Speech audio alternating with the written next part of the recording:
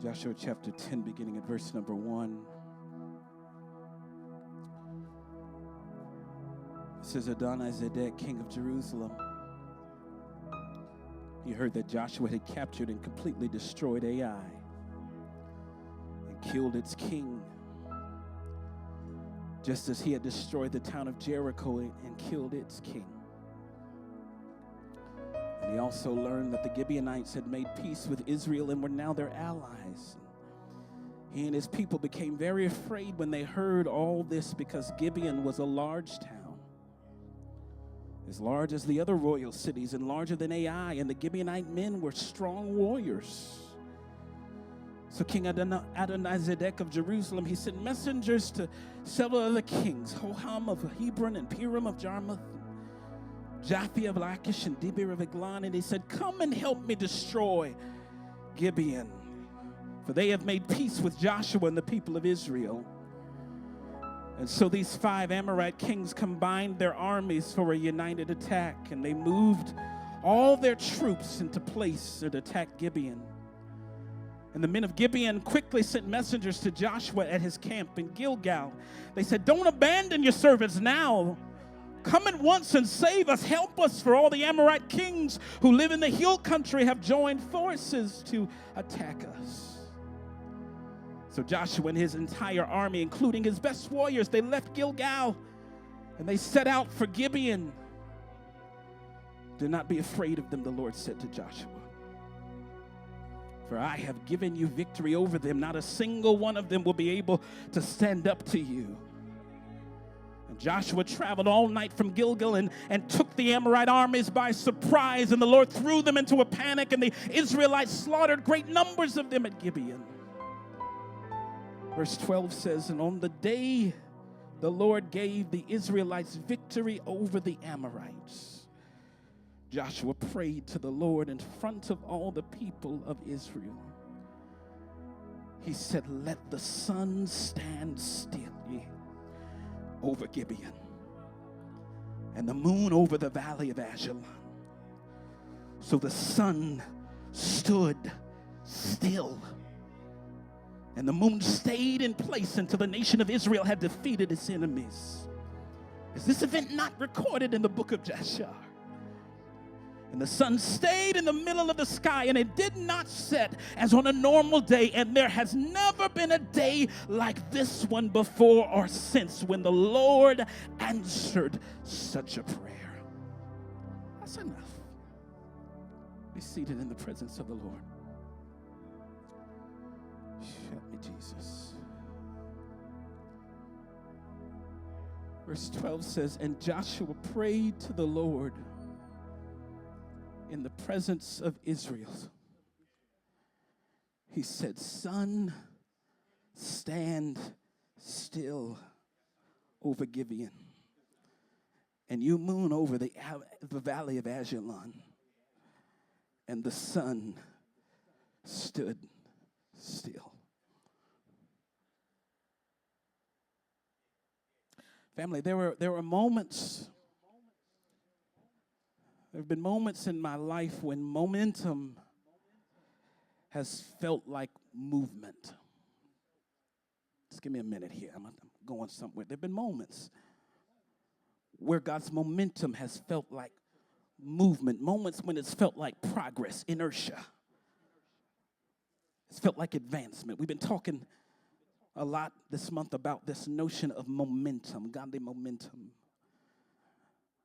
We know that in the natural world, momentum is the strength or the force that's gained by a thing when it's in motion. It's the power, it's the vitality, it's the push behind a thing when it's been launched into motion. That's what momentum represents in the natural world. But as we've been discussing, momentum it also has a spiritual dimension. I want you to listen to this. Momentum has a spiritual dimension. We can think about godly momentum as what it looks like when the force or the power, the wind of God is applied to his purpose as it's set into motion. In other words, family, when God's purpose is on a thing, when his hand is on a thing, when he has ordained and released a thing, there's power behind it. There's push behind it. There's a force behind it that will ensure that it accomplishes the purpose set before it. Caden, I'm hearing a little echo. There's power behind it. There's a push behind it. There's a force behind it that will ensure that it accomplishes what is set before it. This is what anchors Paul in his conviction in Philippians 1:6, where he says, and I am certain, he says, I'm certain that God who began a good work within you.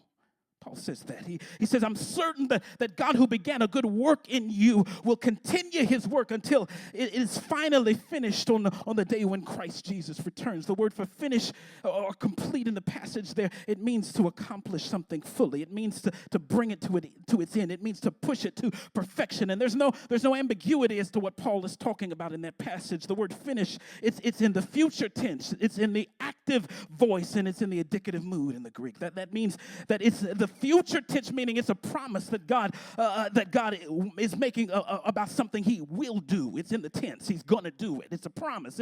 So it's in the future tense. It's active voice, meaning God himself, he's doing the action right now. Not only is he going to do it in the future, but it's active. He's going to do it right now. It's right there in the grammar. And so it's in the future case. It's in the active voice, and it's in the indicative mood, meaning this is the stated. It's stated as fact. He's not presenting something ambiguous. He's not presenting a possibility. It's fact. So in that passage right there, Paul is leaving no uncertainty about what God can and will do for us.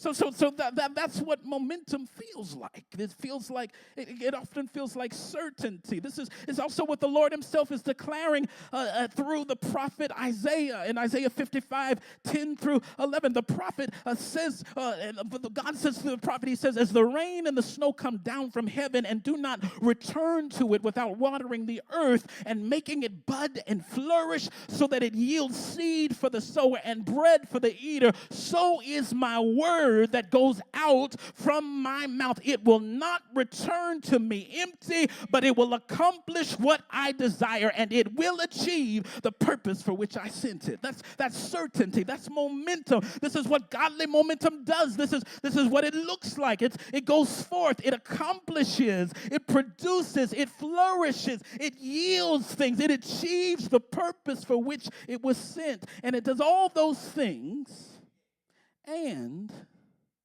sometimes it stands still. Purpose, momentum. Yes, sometimes it feels active, and we can see it moving, and we can see God up to something, and we can feel the move, and we can feel the inertia, and we can feel the accomplishment. We can feel it. It feels like momentum, and sometimes it doesn't move. Sometimes it stands still. Did you know that sometimes momentum, it doesn't move right away? Sometimes it looks more like God extending a battle than saving you from it. Sometimes momentum looks more like endurance than it does escape. We're familiar with the other kind of endurance. We like that kind. But sometimes endurance, it looks different. Sometimes it looks like process rather than promotion. Sometimes momentum doesn't move right away. Sometimes God calls the sun to stand still. I want to talk about that for just a few minutes this morning. I want to talk from the thought, when suns stand still. Because sometimes the sun stands still, family. Sometimes we're asking God for momentum. We're asking him for movement. We're asking him to whip up some things, to stir some things, to fix some things. And he says, yes, I'm gonna bless you with momentum. Yes, I'm gonna bless you with action. Yes, I'm gonna bless you with progression, but it doesn't necessarily look that way. Sometimes the sun stands still. Don't get me wrong. This is the frustrating part. I'm going to be real with you this morning. He has the power to end the battle. He has the authority to quiet the storm. He has the creativity to make the way out of no way. But every once in a while, there's a greater miracle in the sun standing still than there is in him making the obvious way. Well, what do we do? What do we do when God's answer is, I'm going to bless you, I'm going to move it, I'm going to deal with it? But the sun's going to have to stand still for a little bit. Well, what do we do when the answer is the sun has to stand still? Sometimes we think victory is supposed to look a certain way in our lives. Sometimes we think that victory and success and all of that stuff is supposed to look a certain way. And in our hunger and drive to obtain that version of victory, that version of clear and demonstrative success or happiness or whatever label we put on it, sometimes we try to rush God to end the battle. We want the battle to be over. We want the victory to be won. We want the breakthrough to be visible to the entire world, even if it's not a complete victory, because in our minds, incomplete momentum is better than no momentum at all.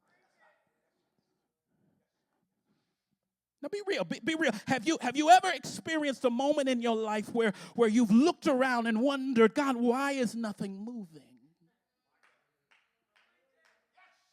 God, why is nothing progressing? Why is nothing changing like I wanted to? And we can get stuck in seasons like that where we're frustrated and where we're fearful and impatient with a lack of what we perceive to be a lack of momentum, so much so that we're willing to accept counterfeit versions of momentum and pass them along to ourselves and to everybody else like they're the real thing. Knowing well and good that ain't really momentum. All the while not realizing or fully appreciating the fact that God might be accelerating us by slowing us down.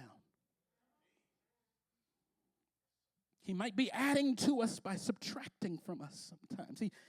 He might be multiplying by dividing. He might be giving us victory not by ending the warfare, but by making the day longer so we can keep fighting. Sometimes momentum looks like the sun standing still. And what happens when God calls the sun to stand still in your life? You asking for a breakthrough. You asking for deliverance. You asking for God to change all these things. You got your Santa Claus list deep down into the pages for God to do all these things. And he's saying, I'm doing all these things, but you're not receiving them as momentum. What happens when momentum looks a little different, whether you want it to or not, what God is going to produce in your life when momentum looks different, it's going to grow your patience. I know I said the P word. It's going to grow your patience. If you're going to walk in any level of momentum in your life, you're going to need to grow in the area of patience, and God is going to use your storms to grow you in the area of patience. He wants to create patience that will create space for you to anchor and get rooted in your purpose, even in the middle of a battle. Even in the middle of a storm, you need to understand one of God's objectives. Yes, He want to do what you want Him to. Yeah, He want to bless you. All of that are part of His objectives. But understand, He's more interested in the person you become on the way to the breakthrough than He is the breakthrough itself. He really is. He really is, because He got to live with you for eternity. So He's trying to produce something out of you. So your battle, your issue, your struggle is supposed to produce something. It's supposed to produce patience. And one of the applications of patience is that it will create space for you to anchor and get rooted in your purpose. Another application of patience is that it's going to create space for you to be renewed in God's power and God's perspective. Because we spend too much time trying to anchor ourselves in our own power and our own perspective. So sometimes God has to let the day last a little bit longer so you can get sick of yourself long enough to sit with Him. So you can see the limitations of your own power and your own perspective and your own wisdom. You got to get to the point of the finish of yourself so that you can understand where you end and where He begins. Patience. will do that for you. Patience, it will create space for you to renew yourself in his power and in his perspective. Patience, it will create space for you to absorb instruction and recommit to your assignment. And speaking of assignments, since we're there, speaking of assignments, did you know you got one? Did you know that? Did you know that you have an actual assignment? Whether you know the Lord or not, you have an assignment. If you don't know Jesus, if you're sitting in this room right now and you're still far from the Lord, I want you to know that even for you, there's an assignment. There's an assignment. I'm going to tell you what it is. The assignment is to receive him. It is. He wants nothing more for you. There's nothing more important. There's nothing more urgent than for you to lean into your assignment. That's your assignment. So much so that he's willing sometimes to cause your entire life, your entire sun to stand still until you understand your assignment. There's a passage in Hebrews chapter 3, verse 15. He says, in the day that you hear my voice, harden not your heart. That's your assignment. In the day that you hear my voice, today's a mighty good day. In the day you hear my voice, harden not your heart. Family, there's a day when we hear his voice. And he has to work with us sometimes to help us get to the day. He has to help us. He has to slow things down sometimes. He has to maneuver things. He has to sequence some things in your story in such a way that he can get us to the day. Now, it's still your decision, but he's just trying to get you to the day where you can hear his voice and then decide whether or not you're going to harden your heart. It's your assignment. So if you're in the room right now, if you're listening to me online and you're far from the Lord, I want you to hear two things today. First, I want you to hear that you don't have to stay far from him. You don't. There's not a litmus test. There's not an SAT. You don't have to write an essay. You don't have to learn to dance and do a jig. No, it's your decision not to harden your heart. That's what it is. He wants you to be close, so much so that he's got you on assignment. And secondly, he's not asking you to do an assignment that he's not done first. In fact, his assignment was to create the only way that exists for you to do your assignment. That was his assignment. By completing his assignment, Jesus built the way, literally built the path. He became the way for you to complete your assignment. He gave his life. He paid for your sin debt. He bridged the gap of your separation from God. And now you can get to God. You can lean into your assignment on the day you hear his voice. You got an assignment. But family, I'm not just talking about those who are far from God having an assignment today. I'm talking about those who believe in him as well. You got an assignment too. You absolutely have an assignment, and that assignment is for you to be close to him and to bring others to be close to him. That's it. That's it. Notice nothing in there about buying a luxury car. It's nice to have if you got it. Nothing in there about living in a mansion. Nothing in there about joining a country club. Nothing in there about getting this or that. Those are things that happen along the way, but understand that's not your assignment. Your assignment is to be known by him, to know him, and to bring others into knowing him. That's your assignment. It's to be close to him. There is no greater objective in your life. There's no greater outcome. There's no greater purpose than your assignment. Now, here's the problem. I'm making my way back around now. Here's the problem.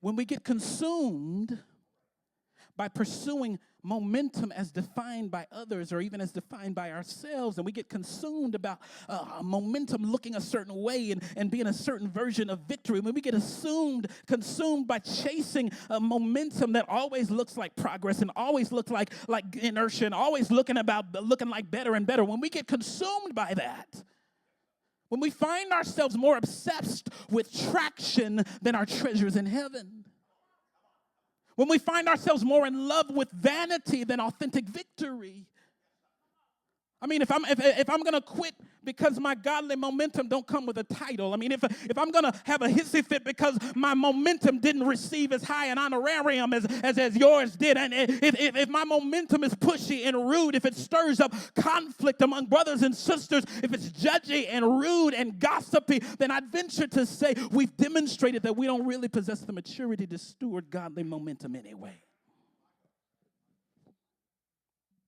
Family, don't get distracted by momentum as we define it. I want the momentum that God wants me to have. Whether it looks like your version of victory or not, as long as I'm in the center of God's will, even if it means He's going to extend my battle sometimes to let me work my way through to the person He wants me to be on the other side of it, even if it means I might have to cry a couple more tears, even if it means I might have to give up the right for the wrong, even if it means that I got to serve people that don't feel like, that don't respect me, or even when I'm in situation or in battles, even when I got to rub two nickels together and pray for a quarter, I'm still.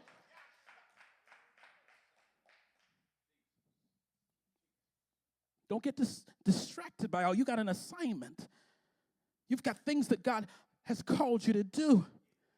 And in some of those things, momentum is going to look different sometimes. Sometimes it's going to look like the way we traditionally think about victory. And sometimes it's going to look like some of the ways we traditionally think about defeat. But the bottom line is, if you are in the center of God's will, if you are in the center of His hand, you can't be defeated. Regardless of what your life looks like, you need to define your life through the lens of who He is, not through what you see going on. Define success based on the lens of His promises and His perspective, rather than what we see. Family, Israel, they weren't even supposed to be in a battle at Gibeon. They wasn't. All this stuff in the text, that wasn't even supposed to happen. The truth is, they had entered into a covenant with Gibeon, this country, without first seeking the Lord's approval. You know, that happens when we do stuff without seeking the Lord's approval. Dominoes start happening. They made one rash agreement, one unprayed over decision, one unwise covenant connection. And now they were entangled in a war that wasn't even really theirs to fight. It was a war with a five-nation coalition, 5 Amorite kings who were not actually even upset with Israel. They were attacking Gibeon, this ally, for breaking covenant with them by entering into covenant with Israel. Now this is a long story, but Gibeon had actually tricked Israel. They came up to them and presented themselves as a foreign nation. That they came up with moldy bread and holes in their clothes, and they tried to present themselves as a poor nation, and they said, we want to have a covenant with you, all the while knowing that they were right in this area, this 5 to 6 nation Amorite area that the rumor was God was going to knock it all down. And they said, well, we're going to go make a covenant with Israel, but we're not going to tell them who we really are. And so Israel, there's a lot of people making covenant with folk and don't really know who they are. They made a covenant with somebody and didn't do the due diligence. Made an agreement with somebody and didn't ask God first. And so Israel found themselves on the hook to defend this nation of Gibeon that had tricked them into an alliance. So now they were at war with this 5-nation coalition, 5 Amorite kings who weren't upset with them. They were attacking Gibeon. And the only reason Israel was involved was because of this bad deal. So Joshua, he marches 20 miles. They come down to him and say, hey, the bad guy is coming. Come help us.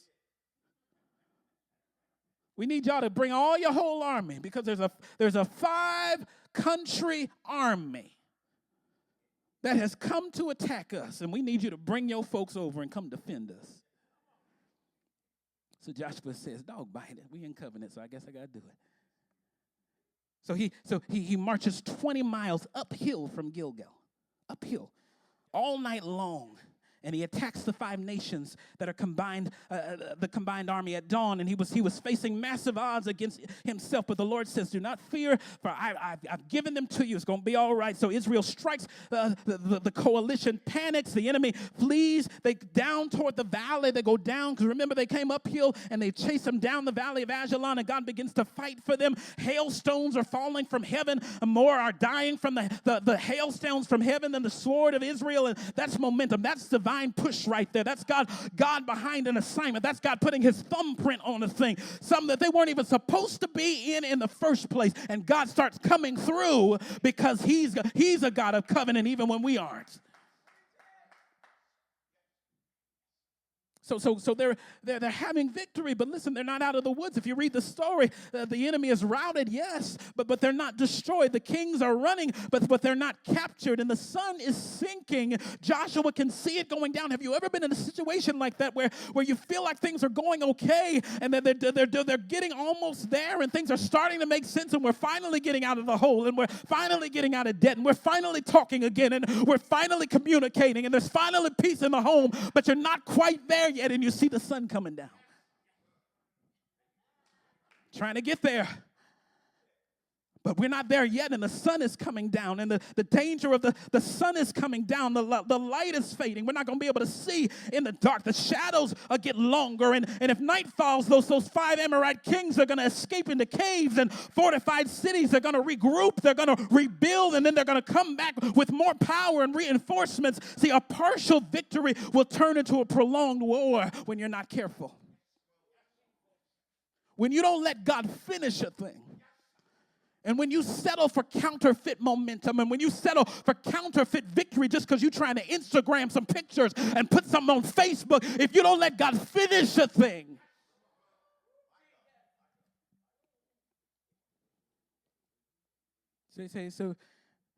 So Joshua, he said, we're doing okay. We're getting there, but God has not released me yet. God has not said we're done yet. And I feel this tension between what I'm experiencing, what I'm seeing, and the sun coming down. I'm feeling this tension between all the things that are still on the list, and the sun is coming down. I'm feeling this concern about everything that's on my back, and everything I'm trying to carry, and everything I'm trying to pull into existence, and the sun is coming down.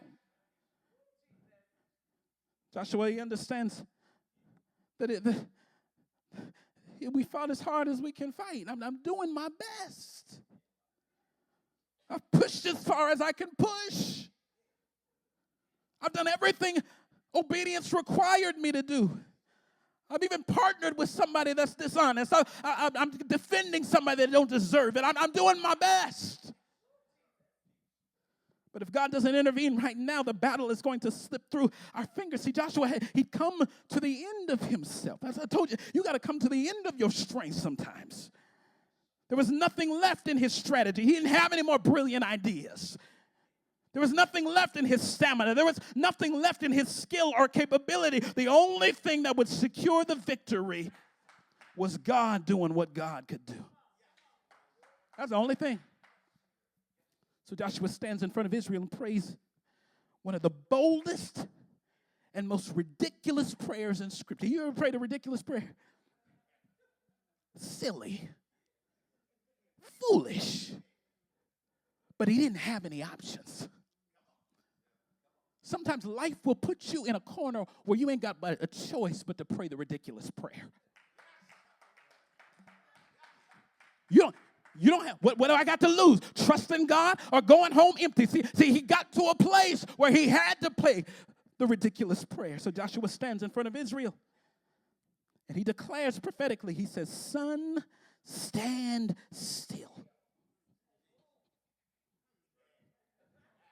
Stand still.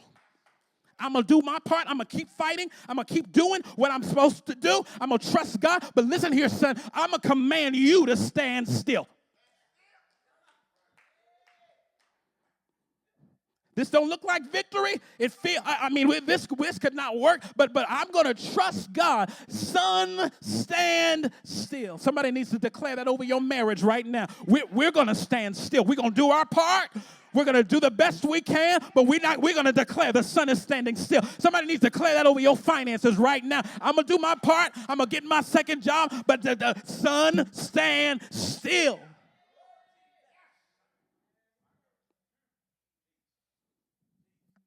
Notice it. He could have prayed for a lot of things, Joshua. He didn't ask for a bigger sword. He didn't ask for more soldiers.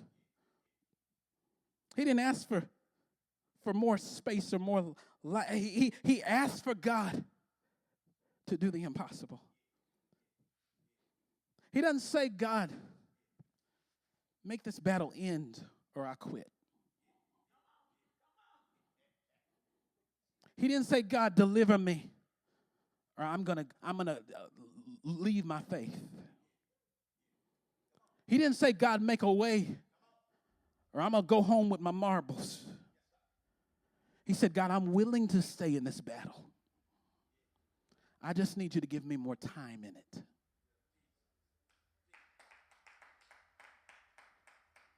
And the agreement he was making with God, the confession that he was making, is that I'm willing to stay in this challenge longer if it means you're going to make me victorious. I'm willing to keep fighting if you show me that you're gonna make me win somehow. I'm willing to keep crying these tears if you show me that you're catching every one of them. I'm willing to keep paying my dues if you tell me that you're gonna make it make sense at some point. See, Joshua said, I'm gonna do my part, but I'm just asking you to do what I can't do. Make the sun stand still.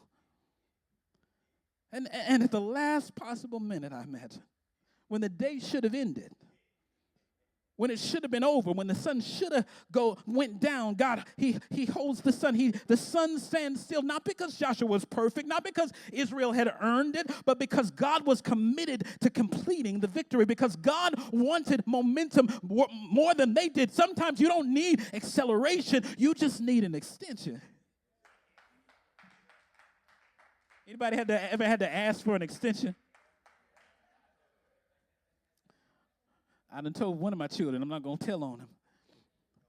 If you're late, don't just give up. Ask for an extension. God, what can you give me? What can you do for me if I'm willing to submit to a little bit more time in this struggle? What can you transform and change in me if you just make it a little bit long? I'm willing to submit. I'm willing to yield. Just make the sun stand still. Sometimes you don't need a new job. You don't need a new opportunity. You just need a little more patience for the sun to stand still. You need more light in the opportunity. You need sometimes momentum looks like movement, but sometimes it just looks like God suspending time long enough for you to see things different. Sometimes you just need a little more time to heal and to process and to rebuild and to finish. See, sometimes God just wants to give you the blessing of the sun standing still.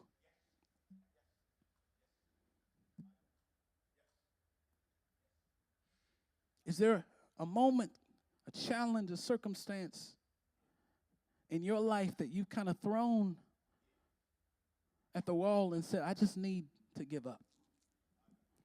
I just need to quit. I just need to start over. I just need to be done. And as done as you want to be, God won't release you from it. Every time you think it's done, it comes back up. Every time you promise yourself it's done, God says, we ain't done. Because real momentum is better than fake momentum. Finishing all the way is better than settling for an incomplete miracle. What would it look like if you said to God, just hold the sun.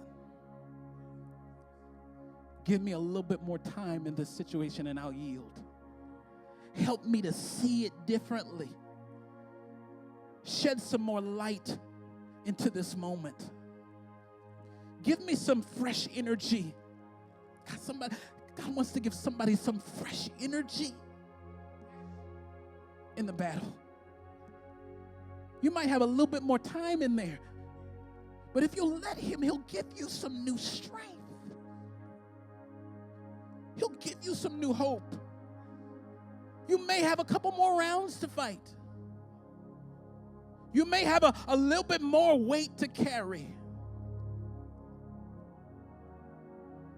But if you allow him to, if you ask him to hold the sun, you'll see more light coming through. What felt like darkness will begin to feel a little bit more clear. What felt like shadow will begin to feel a little bit more visible if you trust him to make the sun stand still. Now Joshua very easily, he could have told his soldiers, sun's going down, let's retreat. Let's go back to camp. We tried our best, but this situation isn't even worth fighting for. This situation is not going to come out like we wanted to. We did our part. But this situation is destined for failure. But I guarantee you, if he had done that, if he had submitted, if he'd given up too soon, there would have been a worse battle waiting for him around the corner. I need you to hear me. I need you to understand that trusting God to fight a battle that he tells you is not done yet, walking with him, talking with him, navigating with him through that battle is better than giving up too soon. It's better because he's more interested on the person that you become on the other side of that issue than the issue itself.